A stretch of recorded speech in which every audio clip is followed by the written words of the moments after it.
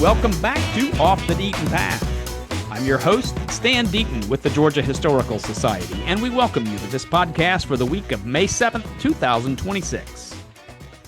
My very special guest today is Glenn McNair, professor of history at Kenyon College in Ohio and the editor of the Georgia Historical Quarterly, the scholarly journal of the Georgia Historical Society.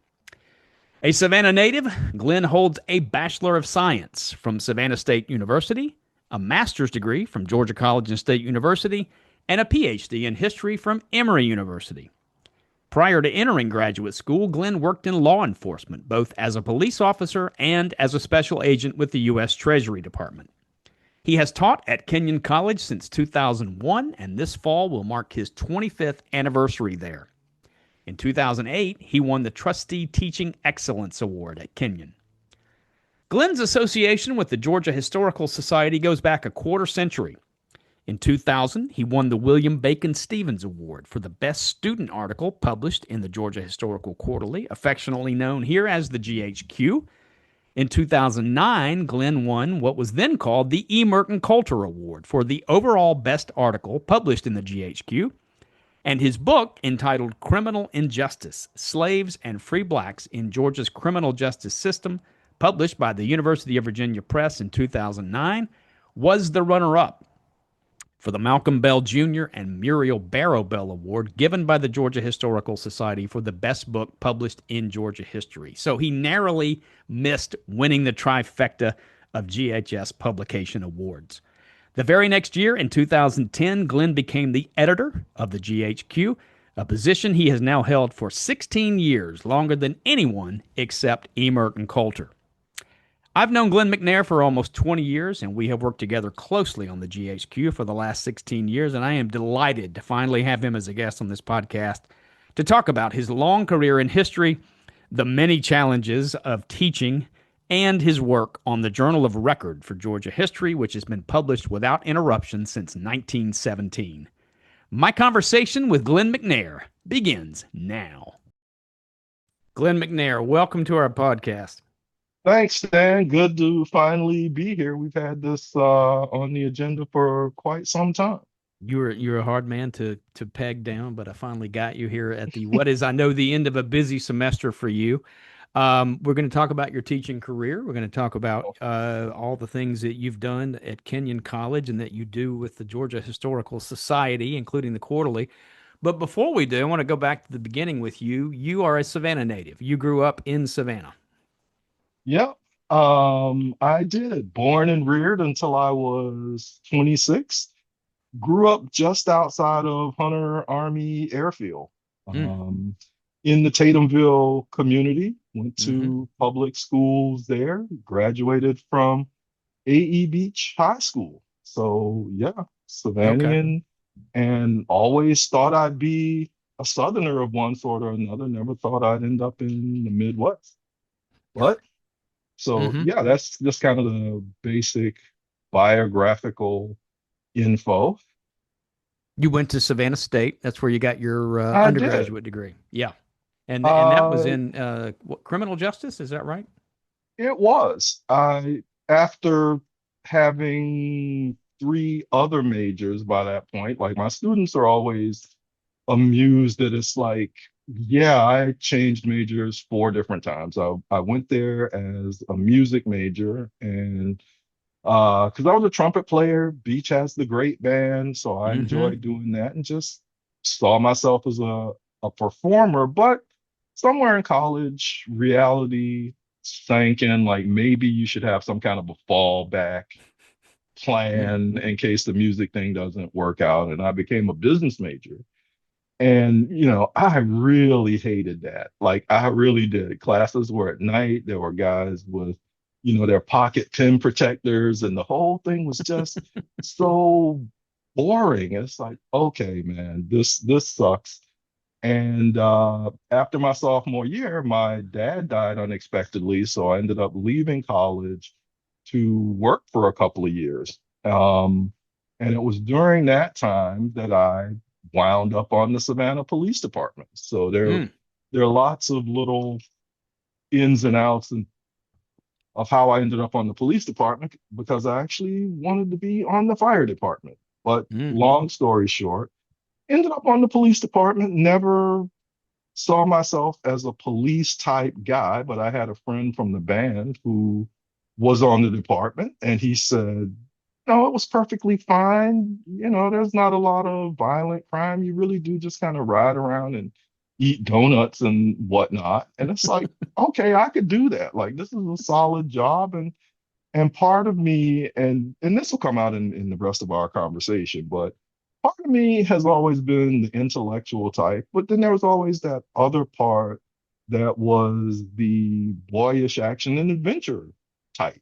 Hmm. So somewhere, and I guess I always admired those Renaissance characters who were knights and poets and architects and all that other sort of stuff. So in the back of my mind, all of that stuff was kind of playing out, and I didn't have a clear plan for what I was going to do. But once I joined the police department, the first couple of days were sort of amusing because policing turned out to be like a real job. Like there were real criminals, there was real conflict, there I was gonna was, say, I was gonna say you real did more than violence eat to donuts. deal with. Like, yeah, no, I Yeah, mean, and this is in the yeah, mid 80s, and yeah. Savannah was like Hmm.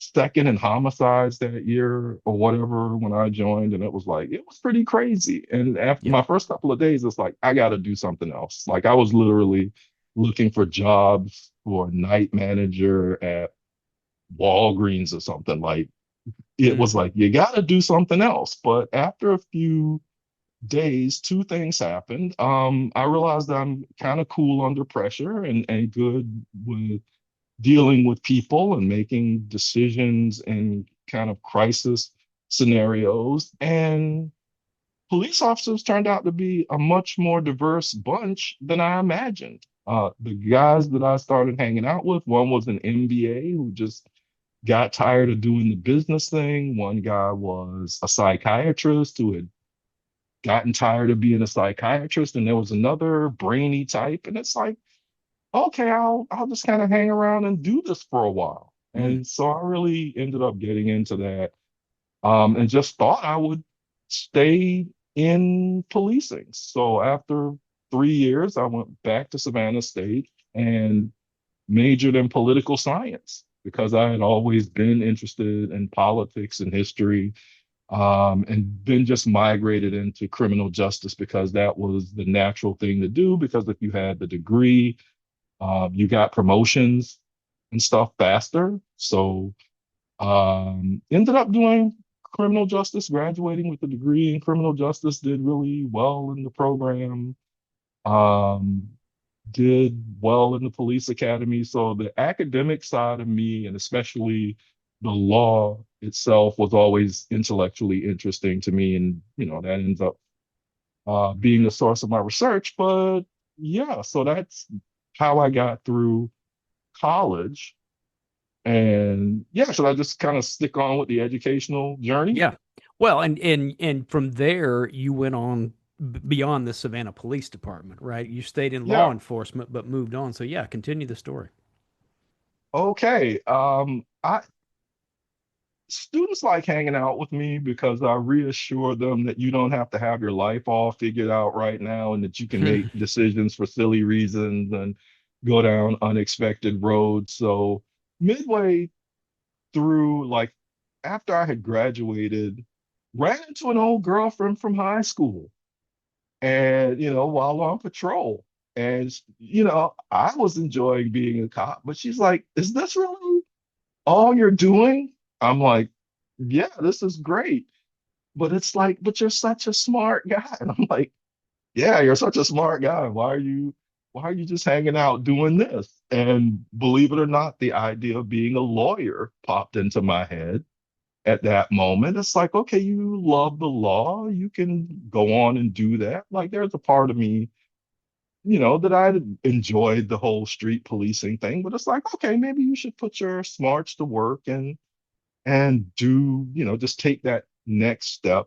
And so I ended up getting a fellowship at Emory Law School and ended up going to law school. Um, with the goal of not involving myself in criminal justice because I just wanted to move on from that and do something else. But Emory is big into corporate law and that kind of thing. And okay, I started taking those classes and thinking the whole thing was going to be really intellectually stimulating, and I was just going to be a character from LA Law, and this was all going to be awesome. But it ended up being just as boring as the business class. And as my first year was coming to a close, it's like, do I really want to do 80 hours a week of more or less business class related stuff to make a bunch of money? And it's like, no, I really don't. And so I was kind of at loose ends. It's like, I really don't want to do that anymore. And I don't want to rack up any substantial debt going in a direction that I know I don't want to go in. So I just, after my first year, decided not to go back. And then, but I had no clear plan for what would happen next. So I bumped around Atlanta doing weird jobs. I did private security at Neiman Marcus for a bit, funny tales to be had there. Private security at the airport, like all this stuff was kind of undercover roles, catching people engaging in employee theft and misconduct and whatnot, and ended up on a strike at a Hostess Twinkie factory in Rome. And it was at that moment, it's like, what are you doing? Like, where's your life going? What is the point of this whole thing? Snap out of it. And the logical thing to do would be just to go back into law enforcement. You have a degree in criminal justice.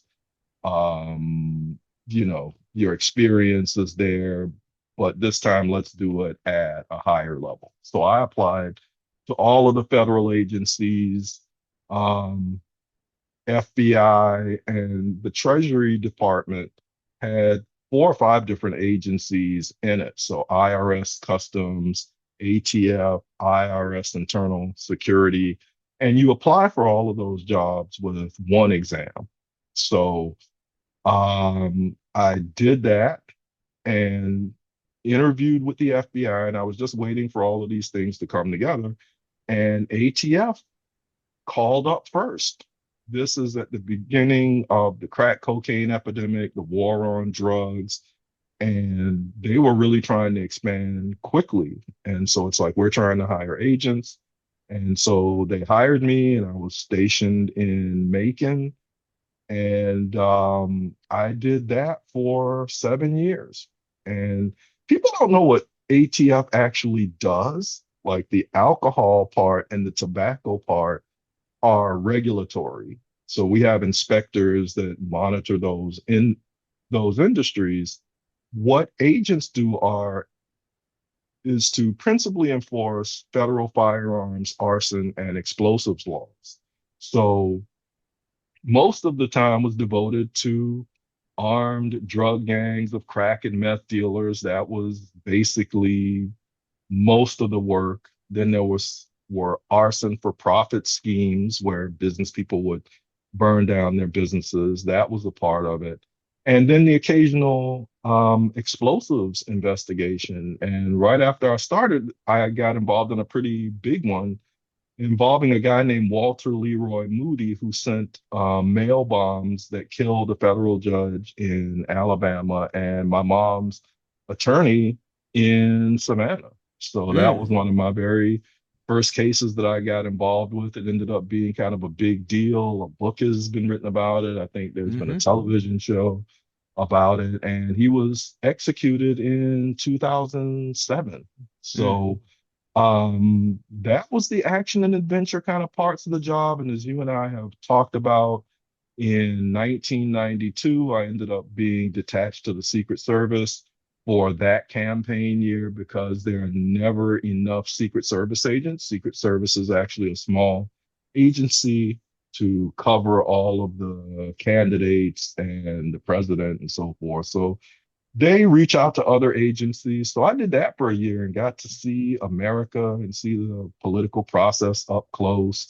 and just thoroughly, enjoyed that experience and considered kind of transferring over to Secret Service until I really got to talk to other agents about what the life was like. It's like, yeah, just imagine putting on your best suit and standing next to a dumpster for 8 hours. Like that's kind of what it's like. And then constantly traveling all over the place all the time. That it seems glamorous up front, but just on a day-to-day basis, it's like, yeah, it becomes a grind. And presidential assassination attempts and that kind of thing were few and far between.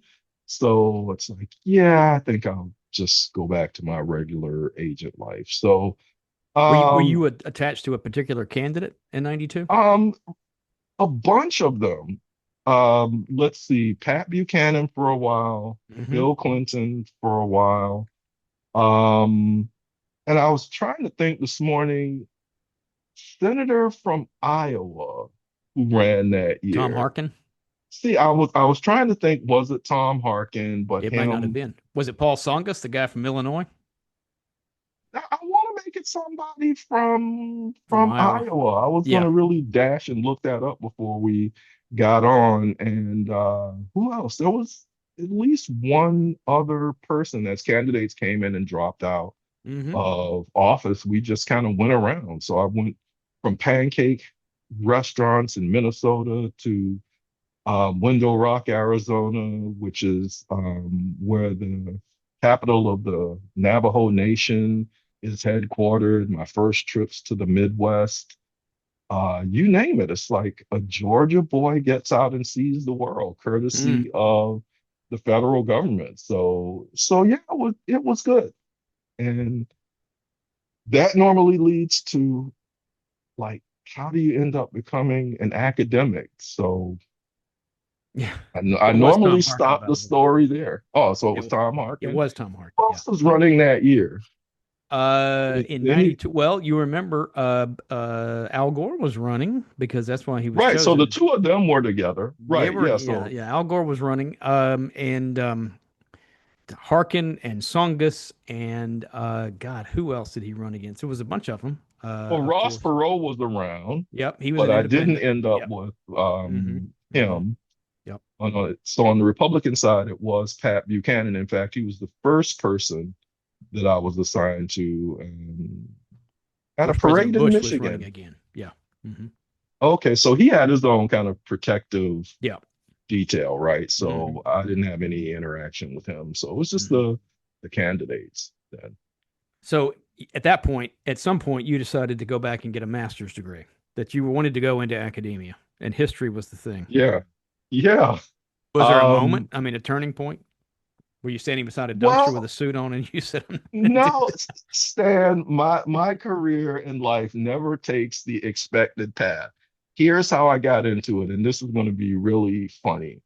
Lots of, a whole bunch of law enforcement is surveillance, which involves sitting around in cars for long periods of time and just Hmm. kind of riding around. And so I had to find something to do with myself. So I started listening to talk radio. And, I would just listen, listen, listen. Um, and it was clearly conservative talk radio at the time. There was no kind of liberal stuff, but we'll talk about teaching and I'll explain how all of this stuff fits in there. But I'm a guy who likes listening to kind of political talking stuff from all sorts of perspectives. So it's like, okay, let me just listen to Rush Limbaugh a bunch. And, that was an interesting perspective. Started listening to G. Gordon Liddy, who's just a nutty guy who's, but, but I found myself sort of really interested in that whole thing and politics because that's always been a thing. And by this point,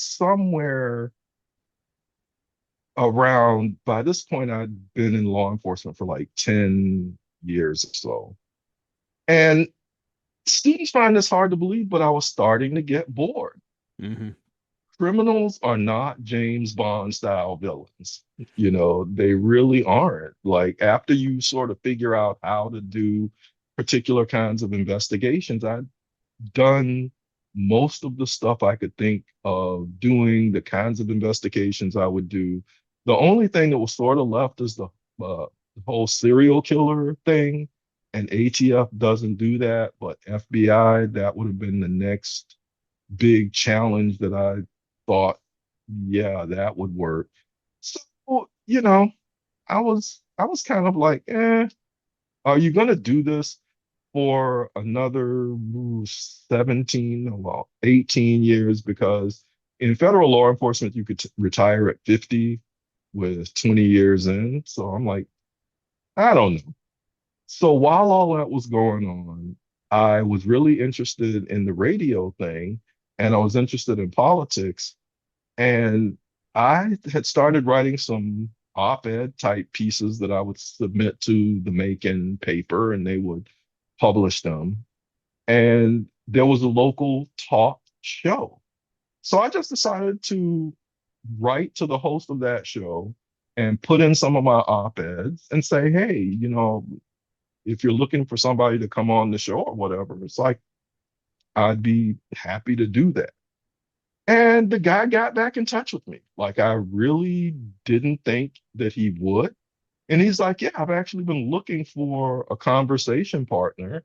Why don't you come on one morning and we'll do a show and we'll see how we get along and how the audience responds to you and we'll go from there. So Now I I have to came ask an on. obvious question real quick. Yeah, Just let me go interrupt ahead, you, sure.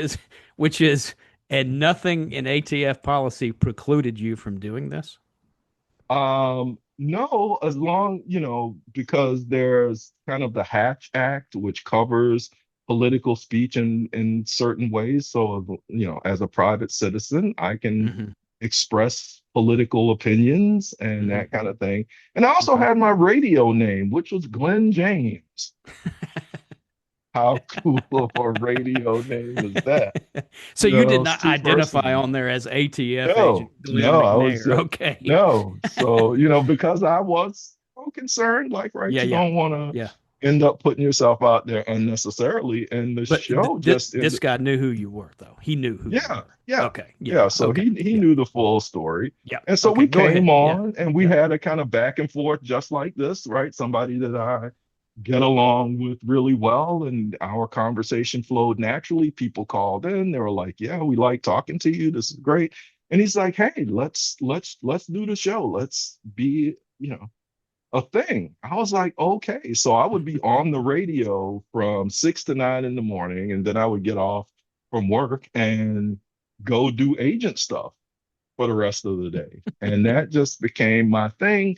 And I was like, this talk radio thing could be sweet, right? Like, I saw the elements of my life coming together. Like, I like talking about history and politics, and it just seemed like a really cool thing to be able to do. So the wheel started turning, and then the host disabused me of my fantasies. He's like, look, unless you're nationally syndicated, this is a hard life. He said he changed stations every 2 or 3 years.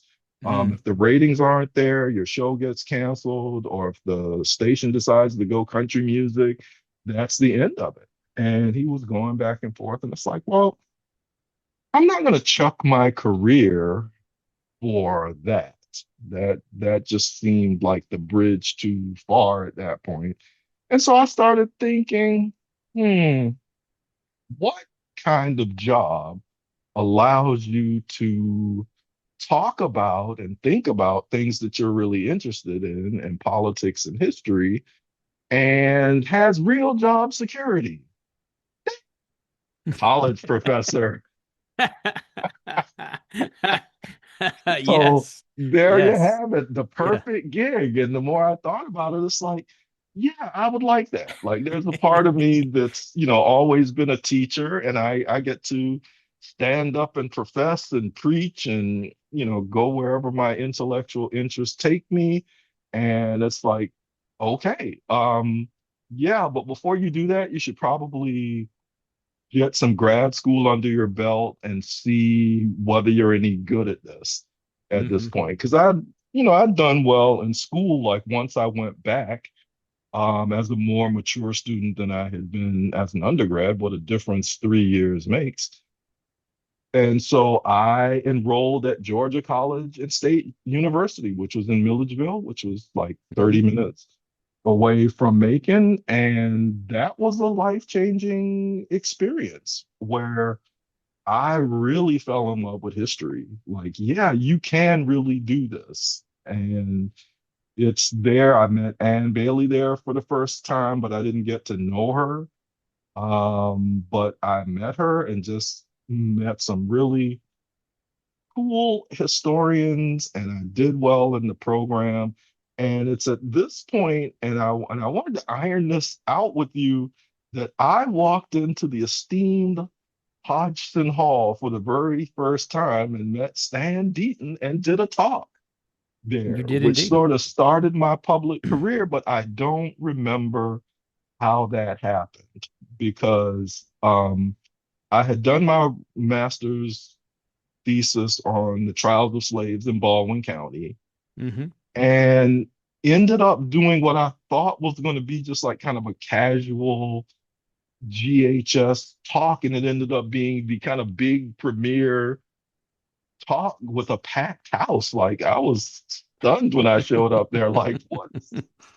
But Yeah. I don't remember how that happened. I Like think it I was a don't know lecture what the series. connection was, Yeah. but like You were you yeah, at it was part of a lecture series. yeah, and were you at Emory then getting your PhD, or were you through? That I was still at Emory because I'm Hmm. thinking this is like 98, Yeah. 97, 98, Yep. somewhere Yep. in there, but I don't know how I would have gotten the invitation. I don't know that Yeah. like, who was the connection? Like, someone obviously knew about my work Yeah. and put me on your radar somewhere, but I don't know who that would have been. I don't either. Oh, I don't know now. Todd probably got involved with that in some way. Somebody, yeah. having a lecture series for the uninitiated listening here, we tried to have two or three speakers talk about roughly the same subject, obviously different topics, but Hmm. somehow you fit into that and got an invitation. That was very early in my tenure here, and may have actually just preceded it a little bit. I don't know if you were here Really? just before me, but I remember I corresponded with you when you won the Stevens Award in 1999, I think it was, or 2000. I can't remember, but Right. you you were just embarking on your career. Well, you started at Kenyon in 2001, right? This fall will be Yeah. 25 years. Okay, yeah, Yeah. I get yeah, the big medallion at a okay, ceremony in the yeah, fall. You get those, the big yeah. medallion. But So, yeah, but in my mind, I might be confabulating. I just feel like I met you when I came there. and Like you may you have. were I the mean, person you may who have. was doing logistics and kind of Yep. That's how I started here. showing Yeah, me I was doing all around. that. Yeah. Yeah. It Okay. was certainly around that time period. Now, did you come Yeah, here at yeah, all yeah. to do research before I then? did. Yeah. I, I had always seen Hodgson Hall, right? Being a Hmm. Savannian, I would come down to Forsyth Park all the time to play basketball, play tennis, Hmm. run around the park. So it was Yep. always there. But before I became a historian, I yeah, no, there wasn't even a Boy Scout thing that would have landed me there at that point. Yeah. Yep. And while I was at Georgia College, we had to do a research project, just a standard 12 to 15 page paper. And I didn't really have a topic, but I was at home visiting the family and decided, let me swing by the Historical Society and see what I might see. And this was another one of those turning point moments in my career that I share with students all the time. I went in and I was just kind of going through the actual catalog that they had back in the day of stuff. And I saw this letter from Nathaniel Greene to George Washington about using Black troops in the Continental Army. And it's like, okay, let me see that. And people don't really appreciate how cool this is when they actually bring out the actual letter. Like my students live in a world of screens and transcriptions and that kind of thing. So they don't Hmm. really get what this is all about. But they brought out the old yellowed envelope, folded it open, and there was this letter, and I'm reading it, and it's Green talking about, we're going to be a new kind of nation, you know, conceived in liberty, as Lincoln would say, and that slavery has no real place in that. And enslaved people would, be excellent soldiers, and this is something that we need to do. And I didn't know anything about any of that at that point. And I'm like, okay, this is definitely a subject of a paper I could do. And as I was thinking of that, it suddenly dawned on me, George Washington held this letter in 1775, right? Like if we did some DNA analysis, there would be George Washington DNA on there someplace. And, I'm holding it, and he's reading it at a moment where the fate of the country is not decided, where it doesn't look at all good at all. And that was just one of those kind of, goosebumps moments that tell you should be a historian. And at that moment, it's like, oh yeah, I definitely have to do it. And that was my first research experience at GHS. And it was like, okay. Mm-hmm. So Mm-hmm. so again, GHS and GHQ are just at the heart of my academic career and life at all of these kind of critical moments. You guys sort of pop up and change things for me. But yeah, and that's all. I ended up going to Emory, leaving ATF and going to Emory in '96, and graduated in 2001. And my dissertation was an expanded version of that Baldwin County paper that ended up being a book on later on. But the dissertation itself was on slaves and free blacks and criminal justice in Georgia. So Mm-hmm. each iteration just led to more questions. So I just kept researching and writing on it. And um, yeah, and so that, although the first article I published there was not about that. But anyway, Mm-hmm. And who who what drew you to Emory particularly? it was in Georgia. Yeah. I'm just a homebody at heart. So ending up in the Midwest, as I told you, before we got started, I never thought I'd be outside the South. And Emory was just always the best school there. So it made sense for Mm-hmm. law school, made sense for grad school.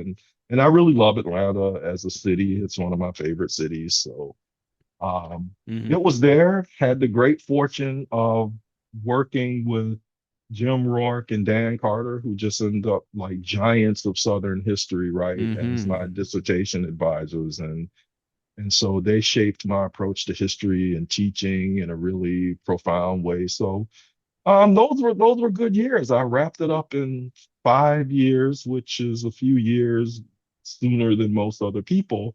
Mm-hmm. And students are like, how did you do that? But it's like, well, I had always gone to school full time and worked full time. So I was just used to managing my time really efficiently. And so I had a very regimented schedule of reading and writing and school. Yeah, this is probably a point I should have made earlier on. School has always been a kind of sanctuary for me, especially during the law enforcement years. Like when I was policing, it's kind of a crazy world, right? With seeing people at their worst and being in dangerous situations. And then I would show up at school where that was totally not the world, where people are running around and the most serious thing that I'm doing is reading books, writing papers, and taking quizzes. And just investigating things that I'm really curious about. And so going to grad school, it's like, what a party. Like all I have to do here is just read and write. I don't have to go to work. I don't have to do anything. So I have the whole day, 5 days a week to just do whatever. So it was pretty quick. I could have actually done it in four, but I had like 5 years of funding. So it's like, okay, no need to go rushing off anywhere. But Emory was good. Emory was Mm-hmm. really good. I have fond memories of it. And again, that's how I started deepening my connections with GHS and GHQ. And I mentioned to our listeners in my introduction that you won the Stevens Award for the best article written by a student in the quarterly. And then you won the Coulter Award, what was called the Coulter Award for the best article overall in the quarterly. I Yeah, think that was in 2008. And then in yeah. 2009, you were runner up for the Bell Award for the best book in Georgia history. So you almost won the trifecta for the I publication know if I awards. was a horse, I could Triple have crown. had the Yeah. triple crown Yeah, of absolutely. I don't PHS think anybody's ever done that. things. But Wow. Yeah, so, no, it's pretty miraculous stuff. and you wound up at Kenyon College in Yep, Ohio. So, yep, how did that happen? How did you did you obviously a prestigious school has always been home yeah. of the Kenyon Review and many other things. But what was that like, and how did you find yourself in Ohio?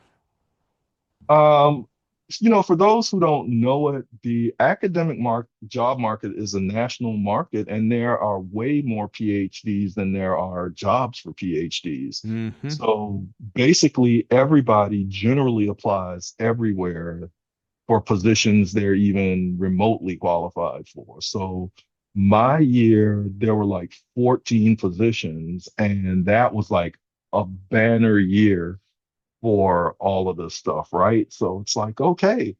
So I applied everywhere. Kenyon was one of those schools, but there was also a position at Georgia Southern that I really had my eye on, that I had visited there and, everything had gone well. I had applied there, was interviewing there. So it's like, okay, you're headed to Georgia Southern. So in my mind, that's going to work out. Like I had one of my grad school uh, classmates who was working there. And so he was keeping me abreast of the behind the scenes and negotiations. He's like, oh yeah, you're the best candidate that we've had. So I went on other interviews at Wesleyan in Connecticut, interviewed at OSU here in Ohio, had interviews set up for Illinois State and LSU, and West Georgia came up and invited me out later on. So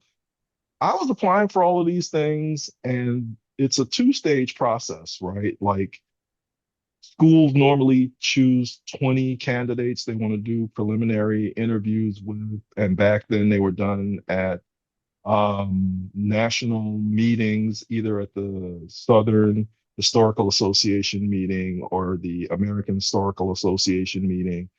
And I got invited to do interviews with those schools. And yeah, to keep this kind of short, Kenyon invited me to interview with them as well. But I was just so like, yeah, you're going to Georgia Southern, so I'm not going to go to the AHA. It's like, let's do a phone interview with them. And they were gracious enough to say, sure, we'll interview you by phone. And yeah, so I did the interview by phone. I was literally in my bathrobe. You joked about that earlier, but it's like, yep.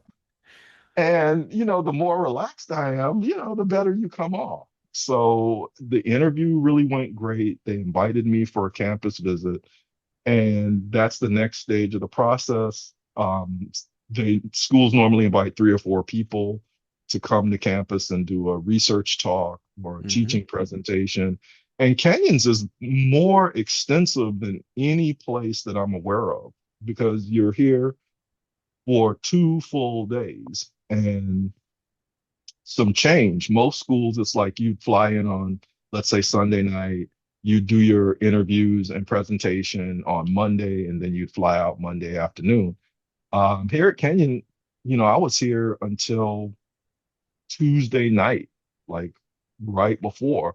And you have to meet everybody. Back then, there was an interview with the president, provost, department members. Um, you go to lunch with students as part of it. You do a research presentation and a teaching presentation. So they do a full vetting of candidates. It's like, okay, well, that was a lot. I enjoyed it. I, met the colleagues. They seemed great. The president, I was slated for 15 minutes with him. We talked probably, I don't know, man, probably 35, 40 minutes before it's like, yeah, I got to get to my next thing. And I came back to Atlanta feeling really good about the interview, but it's like, yeah, I'm not going there. I'm going to Georgia Southern. So that was a nice experience, good practice for other things. And much to my surprise, I got back to Atlanta at 6:30. They were calling me to offer me the job at 8:30. Wow. It's like, how did, like, in retrospect, having done searches and stuff, I don't know how they pull that off, like how they Hmm. managed to jump through all of the bureaucratic hoops, and you're given a week to decide. And so they were really putting me under the gun here. I had other interviews, and like any sane person, I wanted to be able to sit back and ponder offers as they came in. But it's like, nope, I got a week. The interviews are later than that. I hadn't heard back from Georgia Southern yet, and it's like, okay, well, let me get on a call and find out, what was going on there. And so I called up and I asked the department chair, like, hey, have you guys made a decision? And it was like, yeah, let me close the door. And it's like, when you're closing the door, this isn't going to be good news. And it wasn't. They decided to go with somebody else. And it Mm. was like, man, I was really kind of thrown by that because I was already pondering beachfront property in Savannah. Like, you it's like going back home to be a Uh-huh. proper type, and it's like suddenly that's out the window. Mm. Mm. And I'd had a couple of other bizarro interview experiences prior to coming to Kenyon where, you think the process is all about who's the best candidate, but every department has this kind of internal dynamics and considerations that you don't know about. And it's like, okay, those couple didn't work out when they were supposed to. So it's like, all right, you take the bird in the hand. And once I decided that, I really started looking into the school because I didn't really know much about it. I Hmm. asked Rourke, what do you know about the school? He said, imagine a really fine New England liberal arts college in the middle of an Ohio cornfield. It's like, well, it's not in a cornfield, it's at the top of a hill, but um, you know, it's like, okay, he said you should definitely apply. And so I did, and I called back and I told him I would take the gig. And after that, like once I had made that decision, it's like, yeah, this is a really great school. It's probably the best of the schools that I had to choose from in terms Yeah. of rankings and that kind of thing. So it's like, Hmm. Hmm. let's get a positive attitude about all of this. And when I came back, I thought I had gotten the football recruit treatment when I came before, like everybody was super nice. And then when I show up, it's like, who are you again? Like, it wasn't that. People were really great. The students were really great. And, the teaching experience and the research experience and all has just been what I hoped it would be when I decided to change careers. And in a weird twist, Kenyon started popping up everywhere in my outside of school life. Like once I accepted the job, here's a bit of movie trivia for you. Um, I read, like, I was still at Emory and I was into reading Black expatriate writers then, like writers who had gone to Paris, like Baldwin and Richard Wright and those people. And I came across a book by a guy named William Gardner Smith. He's not one of the more well-known ones, but he wrote a book called The Last of the Conquerors, which was about Black soldiers occupying Germany after World War II. And so I liked that book, and it was only, it wasn't in print. Embry just had it in its library. So I decided to dig into this guy's life a little bit, and he had a memoir that he had written. I don't know if it had been published anywhere, but Emory had it as well. And I started reading it. And in it, he talked about, like, he was from Philadelphia, and he talked about traveling to Kenyon College Hmm. to meet, you know, one of the earliest couple of Black students here. I was like, wow, Kenyon College popping up in this book. And the dude is in the early 50s, and I actually met this guy, Alan Ballard, who was Kenyon's first Black graduate and a historian who um, who coincidentally enough, when he was an undergrad or just after being an undergrad, lived in Russia with a little known politician named Mikhail Gorbachev Hmm. while he was there. So he was an interesting guy to get to know. Mm-hmm. And then I was like, okay, Kenyon, all right. And then I was watching Fatal Attraction with Glenn Close and Michael Mm. Douglas. You're going to Yes. have to pull out the old VHS or something to find this one. But there's a scene in the movie where they're running around in Central Park after having their little dangerous liaison the first night, and he keels over pretending to have a heart attack. And she runs up and she's really freaked out about it. And he's like, I'm just joking. And she says, don't do that. My dad died of a heart attack. And he was like, oh, I'm all sorry. And for those who've seen the movie, after she goes psycho, he starts doing his own investigation into her background. And he's going through news clippings and he pulls up a news clipping of her father's obituary. And it said he had been a professor at Kenyon College. It's like, where does that come from? I have no idea, but it's like, okay, the cosmos were speaking to me Yes. once again, The universe. saying this Yes. is the Hmm. thing you should be doing. So Yeah. yeah, so I came and as you said, it's year 25. Like where Yeah. the time 25 has years gone, I later. have no idea. Well, I do want to ask you about teaching because one of our first conversations in depth it was about teaching there. But before I do that, I want to talk to you about being editor of the Quarterly. So, in the midst of all Okay. that, about 10 years into your run there, we contacted you and asked you if you would like to succeed Ann Bailey as the Quarterly editor. And you decided that you would do that in 2010. You're still doing it. 16 Yeah. years later, you and I have worked on every single issue together over those 16 years. For those people listening, and the quarterly is probably the greatest mystery of all the things that we do for people who are not in the academy. They don't understand where those articles come from, why there's a preponderance of articles about this or about that. So, give us the thumbnail sketch for those people listening. It's a scholarly journal of the Georgia Historical Society. I tell people it's been published since 1917. It's the journal of record.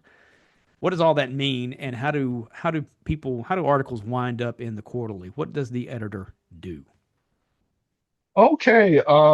Yeah, that was kind of mysterious to me until I when I took over, which was part of the hesitation. Like, what am I doing? Why have you selected me? But academic publishing and academic careers are all about scholars publishing in journals and having their books published by scholarly publishers, generally academic presses. And if you're really good, you get a nice crossover book with a trade press. Mm-hmm. But you write an article and then you submit it to a journal, and the editors don't really, we don't solicit submissions, which is Mm-hmm. kind of what people would think you do, but you don't. The articles come in and they have to undergo a process of blind review, which means I send the article out to someone that the author doesn't know, and the author doesn't know, the reviewer doesn't know the author, and we send those, several out to several people, and they review them, and either they recommend publication or not. You send them Um, to someone who's an expert in that subject. exactly, Mm-hmm. right. Mm-hmm. But the first cut is deciding whether it's a sufficiently scholarly article.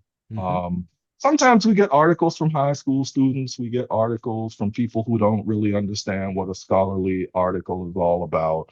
And so those don't generally get sent out, but I do take the time to review those and make suggestions about how to make this a scholarly article, what additional research is necessary to do that. Then, when the articles come back in, if they've been accepted, somewhere down the line, it finds its way into our publication queue. And at that point, um, I end up going through the article to do a couple of different things. The most enjoyable part about being an editor is helping authors realize their vision for an article And so I can see things about articles that authors don't necessarily see themselves. Strengths of the article, weaknesses of the article, what should be um, added, what should be taken out. And that, from an author's perspective, that can be really daunting because your ego is kind of on the line with that, right? Like somebody is assessing your work. And since it's a product of your mind, it's like they're critiquing you. So lots of authors can be really resistant to being edited in the first place. But you're not necessarily the best reviewer of your own work because you know what you want it to say, you know what you think it says, but it doesn't necessarily have to say that or come out that way. And we're also, all of our sources and what we write are precious to us, and we just kind of want to hang on to that. Like, but even if that doesn't fit well into the article, and I had the great fortune when I was revising my book for publication, my dissertation for publication, I had revised the manuscript and I just didn't like it. And I didn't know why I didn't like it. I just read it and it just, I don't know, something seemed missing and I couldn't figure out what it was. And I asked my acquisitions editor, could he recommend a developmental editor? And that's a whole other story. I'll come back on and talk about that process at some point. But I ended up um, working with Jeanette Hopkins, who ends up is just was one of the legendary social science editors. She had been editor of the Wesleyan University Press, and she did all of the editing for Eugene and Elizabeth Fox Genovese, who were like giants of Southern history. Like they would not do any work that she hadn't gone over. And unlike other editors where you're just sending stuff back and forth, I had to go to her house in New Hampshire and spend a whole weekend talking to her. But just before we would begin, she said a few things that had a profound implications for me as a teacher and later as an editor. And she read the manuscript and she said, "This is not a book, it's an encyclopedia." And I'm like, "Oh, thank you." She's like, "That's not a good thing." Like, but I thought being encyclopedic was a great thing. And she's like, "No, there's everything you want to know about blacks in crime in Georgia, but the heart of the book is diffuse. It's not there. What you're trying to argue isn't clear." And I was kind of miffed about that initially. Like, what are you talking about? She's like, "I can see this book. I know what it is. My job is to get you to see it."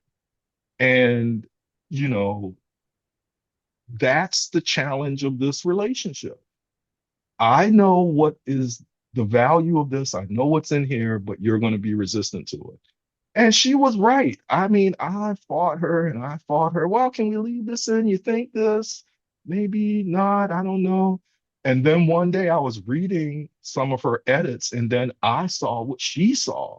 Like, this is what you're actually trying to say. And then after that, I was able to just like cut stuff out pretty ruthlessly because she always said, those are other articles or another project. You don't have to lose any of that. But this, that is getting in the way of this core, really important thing that you have to say. And that shaped how I started teaching students. Like, yeah, I can see this paper. The moment I read this, I know what this paper should be. It's getting you to see it and getting you to work toward that vision and for you to see it. And so that's the really rewarding part about working with authors. And it's really satisfying when the articles come out and the authors are like, "Thanks, that was really great. This, was awesome." And then there's the kind of mechanical stuff of copy editing, making sure all of the text and all of the articles are consistent, which is not something you think about. Mhm. Listeners, when you read a magazine, those don't all come in like that with the same punctuation and general length Right. and meter and all of that. There are people there working diligently to make sure all of that happens, and then choosing images and working with the graphic designer to create the look of the Mm-hmm. journal. And so we're kind of a three-person shop, me, you, and Brendan Crellin. Like, we work together to put all of that together, and every 3 months an issue comes out. But I'm really proud of it when it comes out. Like, there are issues on every floor of the building here that's just kind of out on display. Whether students read them or not, who knows? Mm-hmm. But it's Mm-hmm. really satisfying because most scholars only get to see occasional books and articles, where I have dozens of issues now of work that I've put together, and that's always going to be out there somewhere. And I'm Exactly. proud of Yeah. that role.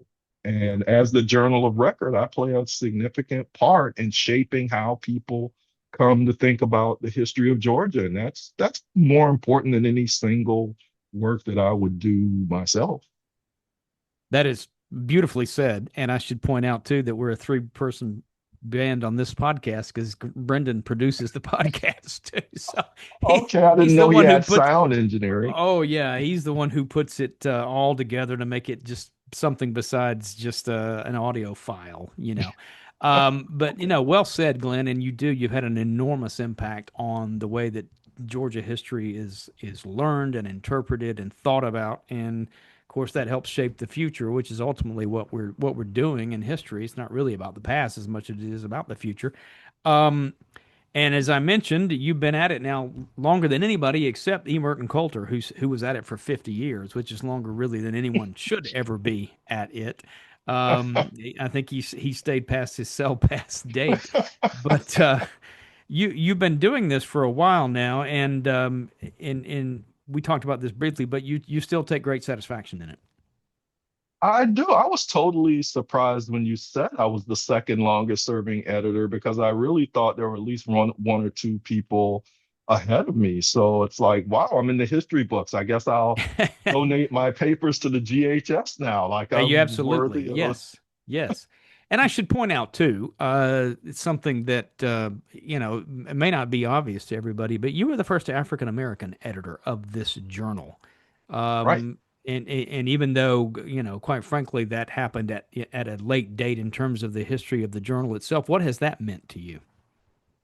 It's meant a lot. In fact, I was talking to my class about it the other day. There's a Vox video on YouTube about the United Daughters of the Confederacy Mm-hmm. and the role that they played in advancing the lost cause.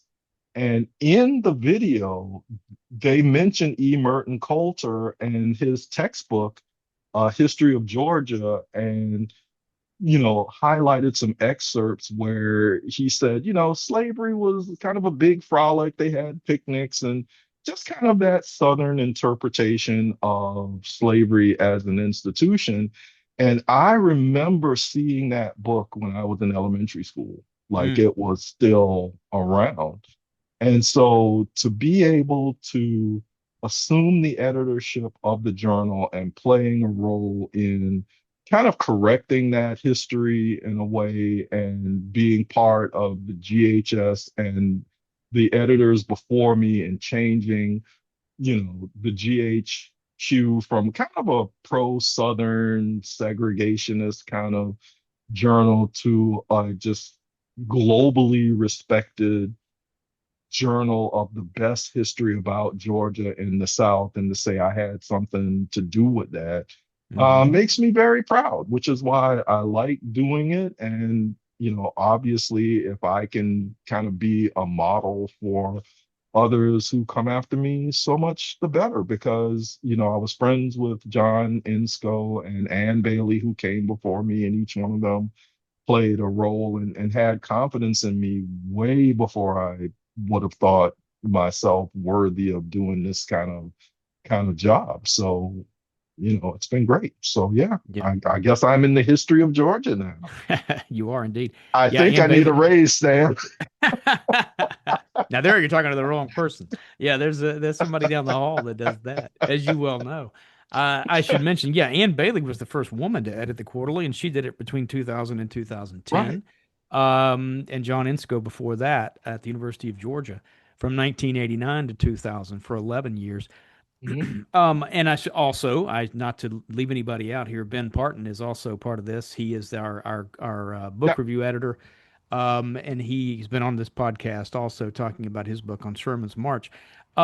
So let's talk a little bit about the challenges of teaching. You are at a fine liberal arts college and you teach Hmm. undergraduates. And they, at first glance, would appear to be a cut above the garden variety undergraduates at other colleges because Kenyon is somewhat of a difficult, I think, academic college to get into. Academically, it's high standards, and not that other schools don't. But you and I have had conversations, and I want to say, so I have this little book here that I took notes in the first time you and I, well, not the first time, you and I had a conversation on September 3rd, 2010, 15 years ago. You had just read a book by Nicholas Carr called The Shallows, What the Internet is Doing to Our Brains, and a book by Maggie Jackson called Distracted, The Erosion of Attention and the Coming Dark Age. Now, these were written 15 years ago, before the internet as we know it now, before really just as smartphones were coming along and social media. And we had a conversation about teaching and about Hmm. what students did and didn't do. And I wrote down some of those things. And you said, um, we are raising a generation that requires constant feedback and supervision. Anytime something happens in life, they immediately, you said, had help, meaning as they'd come Hmm. along, they had help for any problem. So, in other words, they weren't used to solving problems. You said this will be bad for the workforce. Employers want workers who can solve their own problems. Young people today are incapable of navigating their own lives. College Wow. should college should move them from teenagers to responsible young adults who understand the need for punctuality, professionalism, and maturity. Now that was 15 years ago. So let's Yeah. update this. What has it been like teaching? And I know you're not going to denigrate the students, but just you don't have to No. name names, obviously. But has any of that changed? Has it gotten better, or do you look back fondly at those students as Yeah. being all of the better than you thought they Oh man. were? Well, first of all, that makes me sound like some kind of prescient visionary because Yes. all of that stuff really did work out that way. Mm-hmm. And I guess I did sense where all of this stuff was going, and it did get worse. And not for me as a professor in the way that people would think, but with the students. I think it's pretty clear to everybody now who's been out in the world anywhere, the negative effects of the internet and social media on this of Gen Z, right? Students, kids born after 1997. We've seen it play out. And The Shallows was a book I just sort of stumbled on. And for listeners, it was just about how reading and taking in information on the internet changes the neurology of your brain in ways that your attention span is shortened, you're more easily distracted, so it becomes more difficult to read long texts, to write and focus and stay on task. And it's like, I was seeing that stuff playing out in class. Fast forward 15 years, and we're in a generation of young people who have unprecedented mental health challenges. They just do. They are anxious and sad, and they lack confidence, even though they're really smart. School, for me, as I said earlier, school was this place of joy and salvation. I loved coming to school. I loved going to class. I loved raising my hands. For them, for yeah, I can say most students, and it's not just at Kenyon. It's literally, if you read the Chronicle of Higher Education or Inside Higher Ed, it's the same story. School is anxiety producing. Every class is a kind of life and death moment for them. Like every tenth or hundredth of a point on their GPA is a cause for real concern. Speaking out in class, um, has become something that's difficult for them to do. So you'll have a few really courageous students who just, I'm going to put my ideas out there. And as a teacher, there are lecture classes where I'm standing up there doing my thing. And then there's seminar and discussion classes where so much of how that works depends on students' willingness to put themselves out there. And so having class be somewhat, a place where you're not comfortable, but you go and you're anxious, and will the professor call on me? And every assignment is like, I got to be on that or something, and that means I failed. And that's because they live in a world where, it's very competitive out there. And, so it does feel to them like any lowering of their grade point average is just going to be disastrous, which is why I said earlier, students get a lot of comfort. It's like, yeah, I didn't graduate from college until I was 26, which seems just kind of crazy to them. And I had a bunch of different careers and it was okay. And there was one undergrad class that I hated so much that I just stopped going and just failed the class. Like I couldn't even bother to change it. And they look at me like I'm some kind of Lord of the Rings character. Like, how is it even possible that you live like that? And then I really freak them out when I say I didn't become a great student until I stopped caring about grades altogether.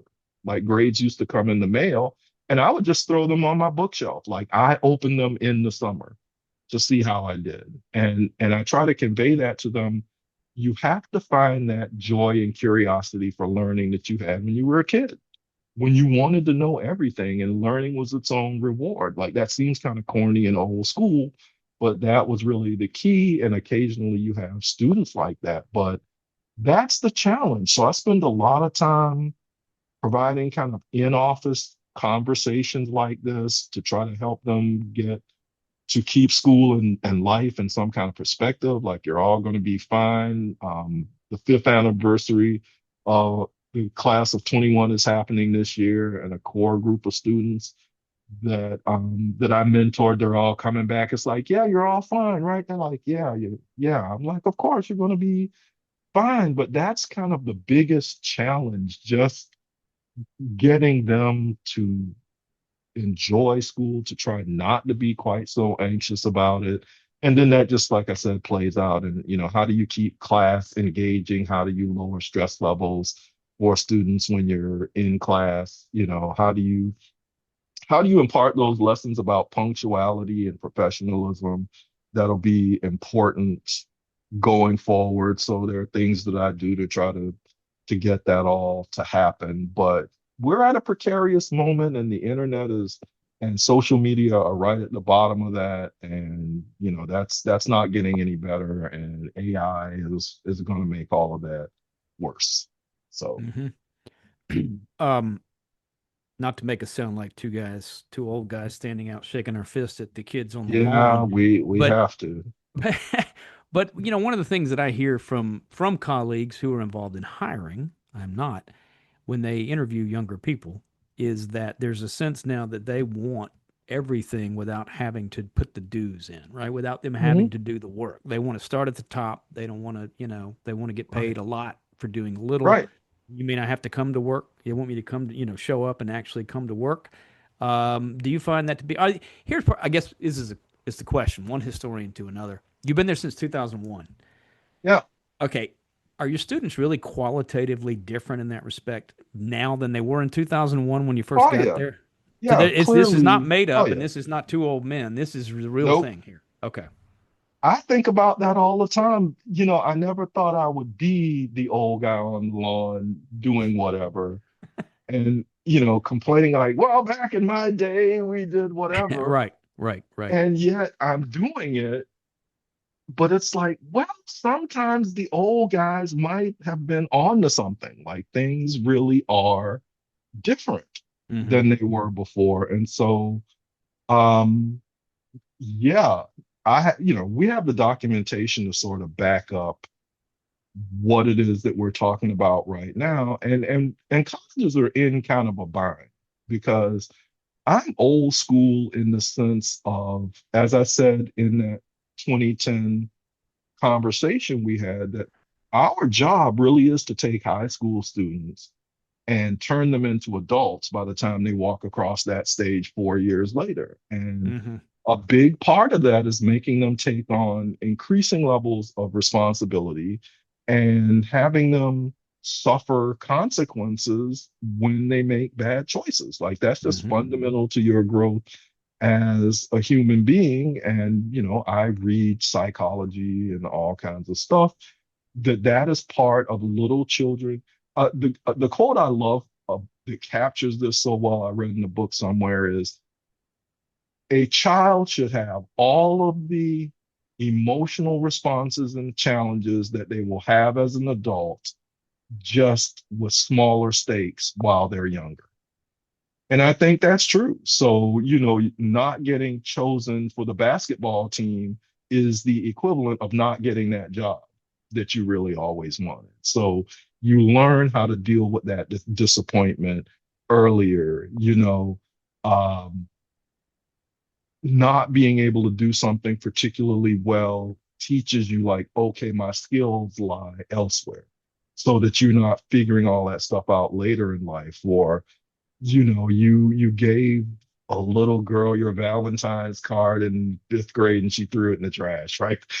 That sort of prepares you for the disappointments of life, or having those kind of awkward conversations with friends and whatever that happens. Like all of that, by the time you're 18, you should have a fairly good handle on how to deal with the emotions of life. But when your life is built around social media, where you have very little actual human interaction over difficult topics, it's hard for you when you get to college. One of my favorite students, I was talking to her yesterday. She's a rising junior, and she's like, I think I had my first date, but I'm not sure. It's like, Mm. wow, Mm-hmm. Mm-hmm. like you're 19 or 20 and you're having your first date and you're not sure that it's a date because, you know, Mm-hmm. they just don't know how to interact with each other, or what the signals are of Mm-hmm. actual social life. And then, as I said in the earlier conversation, I think as a society, we play a huge role in this, especially as parents. It's hard for parents to watch their kids suffer. Like it's hard to watch your kid like, sorry, you didn't get chosen for the team. There's no trophy for you or whatever. And, let's go do another sport.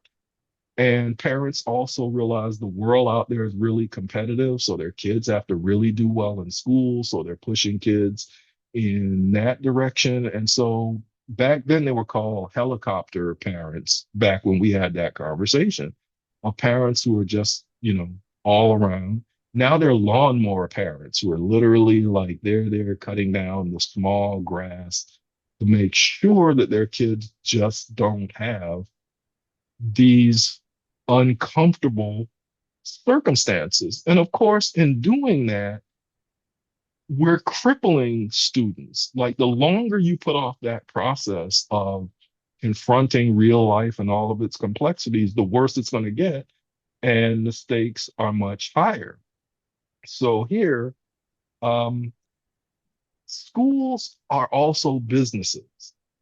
And when students come here, and Kenyon is really expensive, like 90,000 a year now. Parents have expectations that kids are going to graduate and they're going to do well. And so letting students fail, that's, your school can't become the school that just like, yeah, we give them tough love here and whatever. So, Mm-hmm. we have counseling services and academic advising services, where if students are having any kind of difficulty, we have to sort of get right on it and help them work their way through it, which is really great for those students. And yet the whole thing reinforces this pattern where they're still not figuring it out for themselves yet. Mm-hmm. And at some point in life, they're going to run headlong into the responsibilities of adulthood, and it's so amusing that they have an actual expression. They're adulting. It's like, Yeah. oh, okay. Yeah, I started adulting at 16 when I first started Right.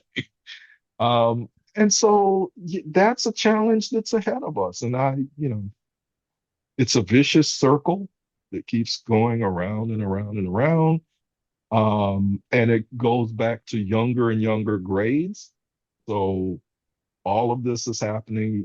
My niece went to a private Christian school, and same thing there. The same Sure. apparatus that are Hmm. here Hmm. were there. Yeah. Um, And it goes without saying that COVID didn't do any of this or anybody any oh favors, wow. right? Yeah. Yeah, No. for all kinds of reasons.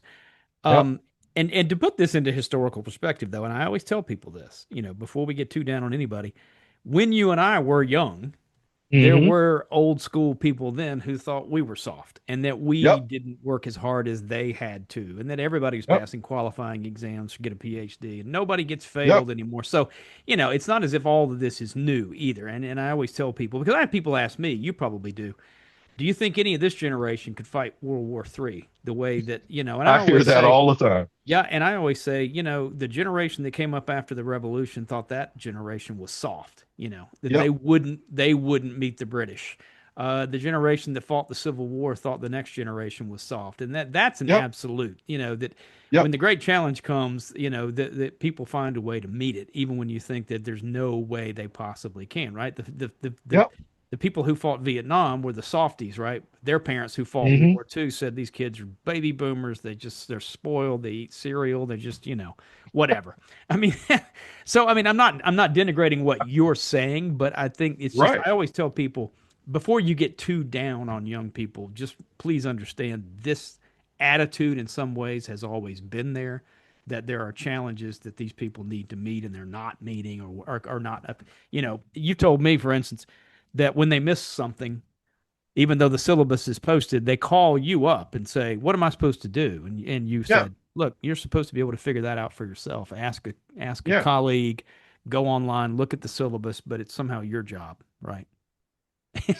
Yeah, I'm glad that you say that because I look at this in two different ways. Like, I don't look at this as, as I've been saying, anything that they did wrong. It's Yeah. our responsibility to rear Hmm. them Hmm. for the future that's ahead of them. So, we adults play the principal role in that. And so it would be unfair to be like, hey, what are you kids up to now? Why are you this way?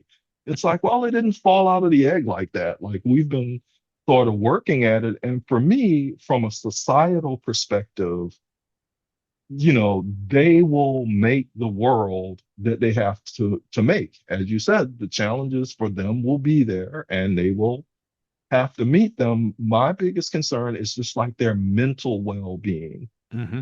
This isn't like when I'm in retirement, those kids aren't doing whatever, and America is going to hell in a handbasket. It's like that's not so much it. It's just seeing the sadness on their Hmm. faces and the anxiety that they have, and they're going out into the world feeling that way about the world. Like Yeah. that's the thing. So there are those kind of functional job related challenges that employers will have to figure that out. They'll be the employers themselves. Hmm. We'll see where that goes, but it's like a generation that's just going forward with that kind of mental and psychological baggage. Like that's my big concern because you get to see it. You care about them like as much of the curmudgeon as I might come off as. I'm also the guy who spends like just hours sitting talking with kids about philosophy and perspective and how to Hmm. live a good life and not be judgmental while at the same time if you show up in class late, I'm going to stop the class and you have to apologize. If I show up for class late, I'm going to apologize. So there's that professional world that we have, and I'm going to hold you to that. But at the same time, I'm not going to embarrass you. I'm going to be there, to offer support and perspective, and that's the best I can do.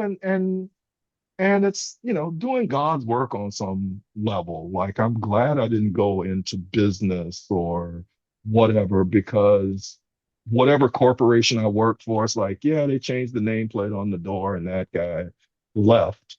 And even though at colleges, your legacy is a 4-year span. Like that group of freshmen was the last ones who ever knew who you were. That class that came in year 5, they never heard of you.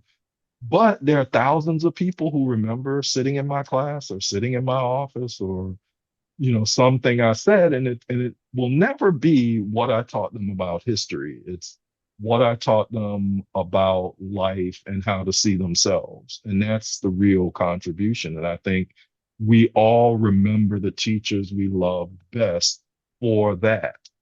Not necessarily like, oh, I learned about the Battle of blah blah blah Creek and that's just been in my brain ever since. It's like, no, it wasn't. It was that professor who was excited about learning and made you excited about learning or excited about history, or who saw something in you that you didn't see in yourself. Like you didn't think you were a serious person. And then here's somebody who did. So yeah, that really kind of completed the personal arc on some level. I still feel like I need to write the great American novel or direct a movie or something like that to just kind of round out the journey. But Well, um, I've heard it right. said by people in the academy that the most difficult part is you age over across Yeah, those 25 years, but the kids sitting in front of you never do. They're always yeah, 18, 19 years old, yeah, and that's the challenge as you go across time.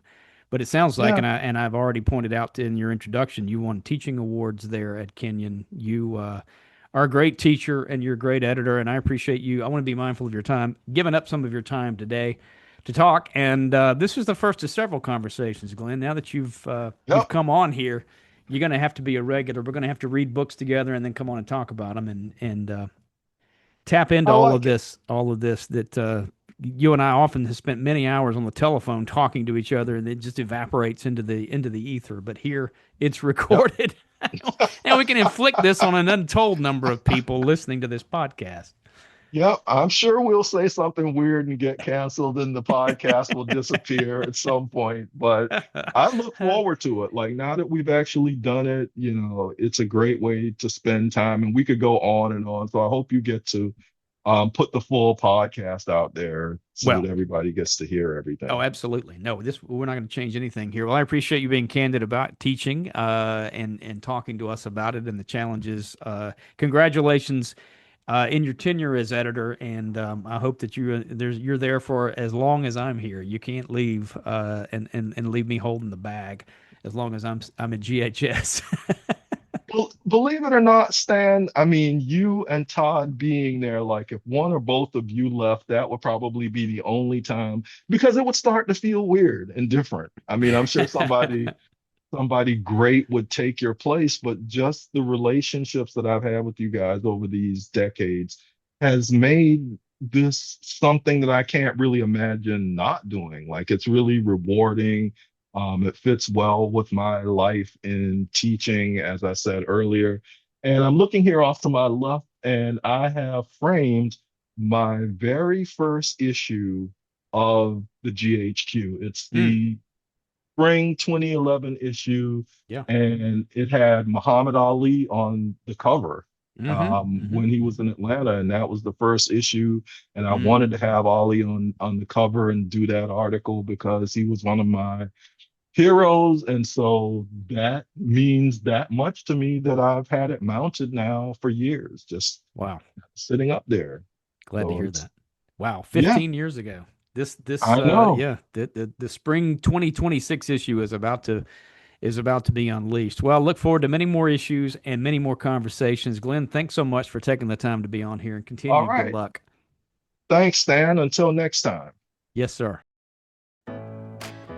My thanks to Glenn McNair for joining me on this podcast. You can find out more about him at kenyon.edu and more about the Georgia Historical Quarterly at georgiahistory.com.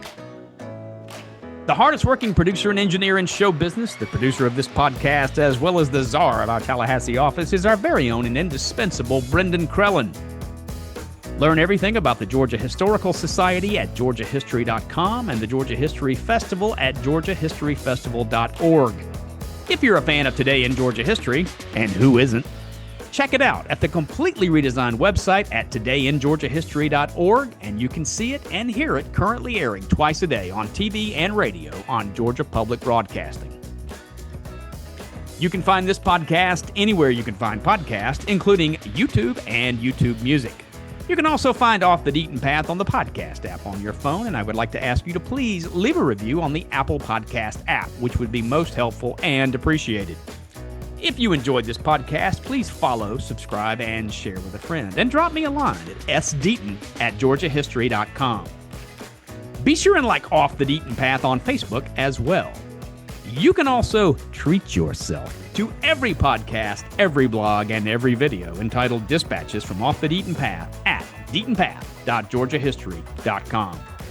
Stay safe, stay strong. I'm Stan Deaton with the Georgia Historical Society. As always, thank you for listening.